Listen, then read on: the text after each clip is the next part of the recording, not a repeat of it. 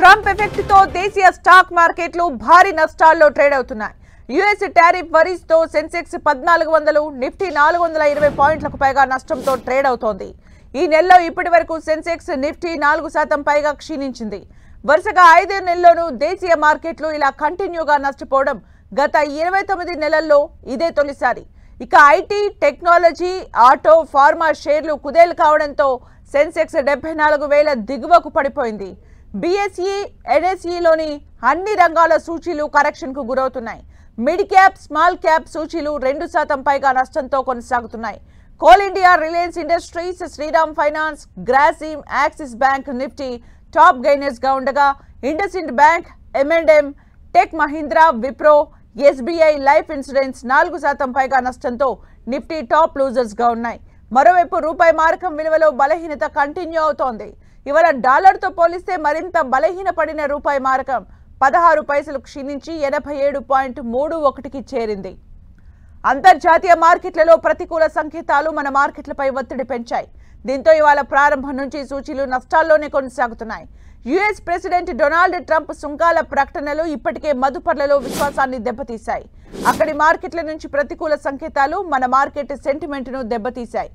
దీంతో ఇన్వెస్టర్లు ఆచితూచి ట్రేడింగ్ చేస్తున్నారు.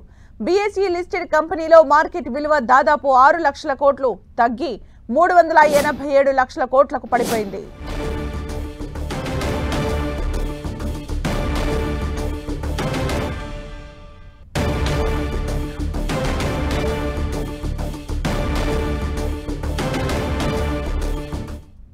ఇక దేశీయ మార్కెట్లపై పూర్తి సమాచారాన్ని అందించేందుకు ప్రస్తుతం ఫోన్ లైన్ లో అందుబాటులో ఉన్నారు మార్కెట్ ఎనలిస్ట్ సూర్యదేవ్ గారు.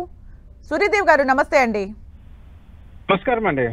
ఈ నెలలో ఇప్పటి వరకు సెన్సెక్స్, నిఫ్టీ 4% పైగా క్షీణించింది. అయితే వరుసగా 5వ నెలలోనూ దేశీయ మార్కెట్లు ఇలా కంటిన్యూగా నష్టపోవడం గత 29 నెలల్లో ఇదే తొలిసారి. ఇక యుఎస్ టారిఫ్ వరీస్ తో మన మార్కెట్లు నష్టాల్లో ట్రేడ్ అవుతున్నాయి. అయితే ఓవరాల్ గా ఇవాళ ట్రెండ్ పై మీ విశ్లేషణ ఏంటి సార్?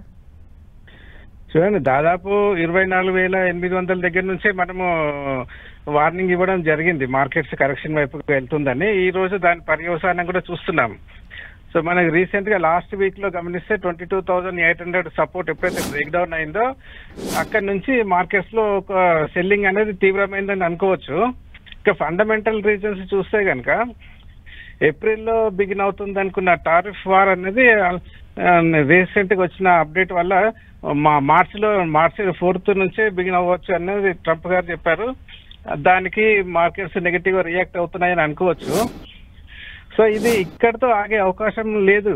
సో ఇంకా కంటిన్యూ అయ్యే అవకాశాలే ఉంటాయి. సో టారిఫ్ వార్ ఒక్కసారి బిగిన్ అయిందంటే దానికి రెసిప్రోకల్ గా ఇంకా రిటార్ట్ కూడా జరిగే అవకాశాలు ఉంటాయి. కాబట్టి ఓవరాల్ గా ఈ మార్కెట్స్ కి అన్సర్టైనిటీ అన్నది ఏర్పడే అవకాశాలు ఉన్నాయి. సో మార్కెట్ లో ఎప్పుడైతే అన్సర్టైనిటీ ఎక్కువ అవుతుందో అక్కడ నుంచి మార్కెట్ లో మదుపర్లు పెట్టుబడులను వెనక్కి తీసుకోవడానికి ఎక్కువ ఇంట్రెస్ట్ చూపిస్తారు. సో టెక్నికల్ పాయింట్ ఆఫ్ వ్యూలో చూస్తే కనుక ఈ రోజు 22,000 కీలకమైన సపోర్ట్ లెవెల్, దాని కింద ట్రేడ్ అయ్యే అవకాశాలు కూడా ఉన్నాయి. సో ఈ రోజు వీక్లీ క్లోజింగ్ కూడా ఉంది కాబట్టి 22,000 బిలో క్లోజ్ అయ్యే అవకాశాలు ఉంటాయి కనుక నెక్స్ట్ వీక్ లో ఇంకా తీవ్రమయ్యే అవకాశాలు ఉంటాయి. సో ఇప్పుడు మదుపర్లు ఏం చేయాలంటే ముఖ్యంగా small and mid cap sectors లో ఇన్వెస్ట్ చేస్తున్న వాళ్ళు దాంట్లో ఉన్న పొజిషన్స్ ని తగ్గించుకోవాలండి. మళ్ళీ మార్కెట్ రికవర్ అవుతుందన్న ఎక్స్పెక్టేషన్ తో యావరేజింగ్ అన్నది చేయకుండా ఉన్న పొజిషన్స్ ని ముందు mid cap and small cap sectors లో ఉన్న స్టాక్స్ లో మాత్రం ఇంకా రాబోయే రోజుల్లో హెవీ కరెక్షన్ వచ్చే అవకాశాలు ఉన్నాయి కాబట్టి పెట్టుబడులను వెనక్కి తీసుకోవాలి small and mid cap sectors లో.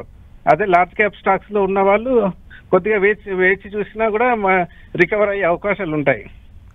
సో ఇలాంటి situation small and mid cap sectors లో ఉండదు. అది ఒకసారి పీకౌట్ అయిపోయాయి అంటే మళ్ళీ ఆ రేట్ రావచ్చు, రాకపోవచ్చు, మళ్ళీ రావడానికి ఎక్కువ టైం పట్టే అవకాశాలు కూడా ఉంటాయి. సో ఓవరాల్ గా ఆల్ సెక్టర్స్ లోనూ ఈ సెల్లింగ్ ప్రెజర్ అనేది మార్కెట్ లో కొనసాగే అవకాశాలే కనబడుతున్నాయి కాబట్టి కొద్దిగా జాగ్రత్తగా ఉండాల్సిన సమయమనే చెప్తాను. అంటే సూర్యదేవ్ గారు, అంటే ఇప్పుడు మనకి జస్ట్ మార్చ్ స్టార్టింగ్ లో ఉన్నాము. రేపటి నుంచి మార్చి స్టార్ట్ అవబోతోంది. ఇక ఫిబ్రవరి విషయానికి వస్తే నెలలో మార్కెట్లు భారీగా పతనమయ్యాయి. అయితే మార్చి నెలలో కూడా ట్రెండ్ మారుతుందా, లేకపోతే ఇలాగే కొనసాగుతుందా, ఎలా ఉండొచ్చు? ఈ స్థాయి నుంచి మనం మార్కెట్లు పుంజుకునే అవకాశం ఎంతవరకు ఉంది? లేదండి, ప్రస్తుతానికి పుంజుకునే అవకాశం లేదు. మనము బ్రాడ్ పిక్చర్ కనుక గమనిస్తే 2008 లో వచ్చిన కరెక్షన్ తర్వాత మార్కెట్స్ బుల్ మార్కెట్ లోకి ఎంటర్ అయ్యాయి. సో సో కంటిన్యూస్ గా 2008 నుంచి 2024 అనుకుంటా మనకు దాదాపు ఒక 14 years వరకు మా మార్కెట్ లో బుల్ రన్ అనేది బిగిన్ అయింది. సో అదంతా కూడా ఇప్పుడు రీట్రేస్మెంట్ జరగడానికి ఛాన్సెస్ ఎక్కువ కనబడుతున్నాయి. అంటే 14 years లో అట్లీస్ట్ ఒక 33% మనం రీట్రేస్మెంట్ చూస్తే కనుక కనీసం 1.5 year నుంచి 2 years వరకు టైం పట్టే అవకాశాలు ఉన్నాయి మార్కెట్ లో మళ్ళీ అప్ ట్రెండ్ బిగిన్ అవ్వడానికి. సో అంతవరకు అండర్ పర్ఫార్మెన్స్ కొనసాగే అవకాశాలు ఉంటాయి. ఇంకొకటి ఏంటంటే మనకు ముఖ్యంగా గమనించాల్సింది యుఎస్ మార్కెట్స్ లో కూడా మేజర్ కరెక్షన్ వైపుగా బిగిన్ అవుతున్నాయి కాబట్టి దాని ప్రెజర్ కూడా మన మార్కెట్స్ పైన ఉండే అవకాశాలు ఉన్నాయి.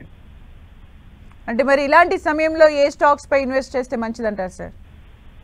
చూడండి, ఇది ఓవరాల్ గా ముఖ్యంగా స్ట్రైట్ గా చెప్పాలంటే 2025 అనేది ఇయర్ ఆఫ్ అక్యుములేషన్ అని అనుకోవచ్చండి. ఇన్వెస్ట్మెంట్ పాయింట్ ఆఫ్ వ్యూలో చెప్పాలంటే పెద్దగా రిటర్న్స్ అనేది ఎక్స్పెక్ట్ చేయకుండా ఎవ్రీ మంత్ కరెక్షన్ ఉండే అవకాశాలు ఉంటాయి కాబట్టి ఎస్ఏపి మెథడ్ లో అంటే 100 shares కొనాలనుకున్నప్పుడు ఎవ్రీ మంత్ 10% ఇన్వెస్ట్మెంట్ చేస్తూ అక్యుములేషన్ చేసుకుంటే 2026 years నెక్స్ట్ ఇయర్ లో మార్కెట్ లో రివైవల్ వచ్చే అవకాశాలు ఉంటాయి.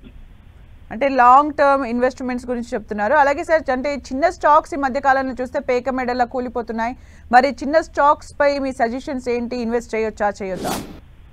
ఇప్పుడు ఫ్రెష్ ఇన్వెస్ట్మెంట్ చేయకూడదండి. ఎందుకంటే స్మాల్ అండ్ మిడ్ క్యాప్స్ లో మనం రీసెంట్ లాస్ట్ 1 year లోనే ఒక ఎగ్జాంపుల్ గా చెప్పాలంటే ఒక 30 rupees ఉన్న స్టాక్ 1 year లోనే 300-400 వరకు అంటే more than 10 times multi bagger అయిన స్టాక్స్ ఉన్నాయి. అలాంటి స్టాక్స్ లోనే విపరీతమైన సెల్లింగ్ అనేది మనం రీసెంట్ టైమ్స్ లో చూస్తున్నాం. అది కొనసాగచ్చు. ఎందుకంటే మార్కెట్ కున్న మేజర్ క్యారెక్టర్ ఏంటంటే ఎక్స్పెన్సివ్ స్టాక్స్ ఆటోమేటిక్ గా కరెక్ట్ అయ్యి ఫేర్ వాల్యూకు అన్నది డిస్కవర్ చేయడం అనేది జరుగుతుంటది. సో 30 rupees ఉన్న స్టాక్ 300 వరకు పెరిగినప్పుడు మనం అట్లీస్ట్ 50% రీట్రేస్మెంట్ అనుకున్నా కూడా టాప్ నుంచి 150 points కరెక్షన్ అయ్యే అవకాశాలు ఉన్నాయి. అంటే 50% ఫాల్ అనేది వచ్చే ఛాన్సెస్ ఉంటాయి టాప్ లెవెల్ నుంచి. కాబట్టి small cap mid cap stocks లో ఫ్రెష్ ఇన్వెస్ట్మెంట్ అయితే చేయకూడదు. ఇక ఇతర దేశాలతో పోలిస్తే మన మార్కెట్లు వీక్ గా కనిపిస్తున్నాయి. అయితే దేశీయ స్టాక్ మార్కెట్లో గత ఏడాది అక్టోబర్లో ప్రారంభమైన లాభాల స్వీకరణ ఇప్పటికీ కంటిన్యూ అవుతూనే ఉంది. అయితే గత 5 నెలల్లో సెన్సెక్స్ నిఫ్టీ 13% పైగా నష్టపోయాయి. ఈ సమయంలో ఇన్వెస్టర్స్ కి మీరిచ్చే సజెషన్ ఏంటి సార్? మీరు అన్నది నిజమే అండి. లాస్ట్ సెప్టెంబర్ నుంచే మార్కెట్ లో పీక్ అవుట్ అయిపోయి అక్కడ నుంచి ప్రాఫిట్ బుకింగ్ అనేది జరిగింది. దానికి మేజర్ రీజన్ మన ఇందాక అనుకున్నదే ఏదైతే 14 years బుల్ మార్కెట్ లో ఏదైతే చూసామో దానికి రీట్రేస్మెంట్ అనేది జరుగుతుంది. దానికి తగినట్టుగా కరెక్షన్ అనేది జరుగుతూ ఉంది. అందుకని మిగతా మార్కెట్స్ తో కంపేర్ చేస్తే మన మార్కెట్స్ లో కరెక్షన్ ముందుగా బిగిన్ అయిందని చెప్పొచ్చు. రీసెంట్ గా నిన్న మొన్న చూస్తే యుఎస్ మార్కెట్స్ లో కరెక్షన్ మోడ్ అనేది బిగిన్ అయింది. కానీ మనది మాత్రం సెప్టెంబర్ నుంచే కరెక్షన్ మోడ్ లోనే ఉన్నాయి. సో మన మార్కెట్లే చాలా వీక్ గా ఉన్నాయని చెప్పుకోవచ్చు నెక్స్ట్ 1.5 year వరకు. Okay, thank you sir for the analysis.